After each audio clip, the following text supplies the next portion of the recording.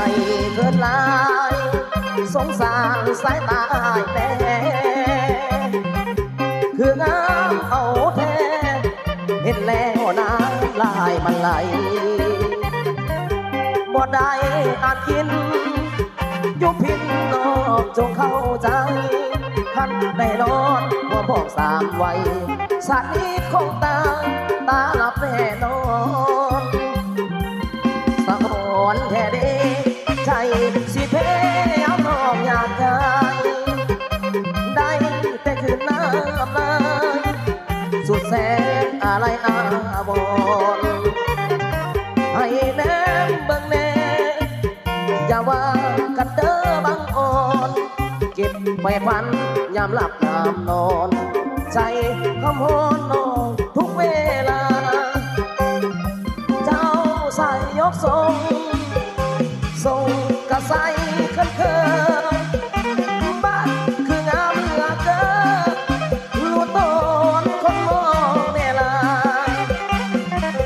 บ่สงสารสงสารตัวเองแด่นาย่านคือเขาดึงเข้าป่าแล้วอย่าหาว่าผู้ใส่ใจดำอย่าใส่เคินลายทั้งสมัยอยู่ดอกอายว่าลืมสิ่งมีเสื้อไหมแล้วว่าที่ปู่ย่าตานายเคยทำวอนมองการดาเจ้ายาไปมืดมาคำย่านฟ้าโจรว่าใจดำสิจอบแนมคนงามย้ำไปย้ำมา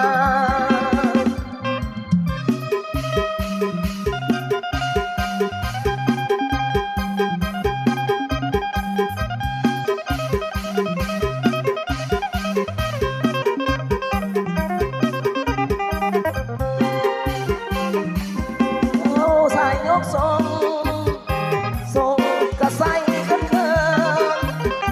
บ้านคืองามเหลือเกินรู้ต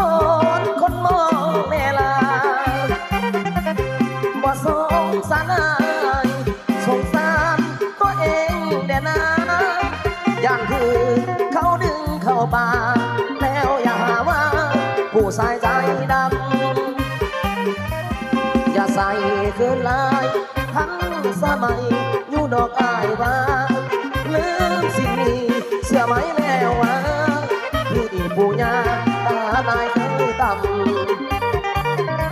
มอนนองการดา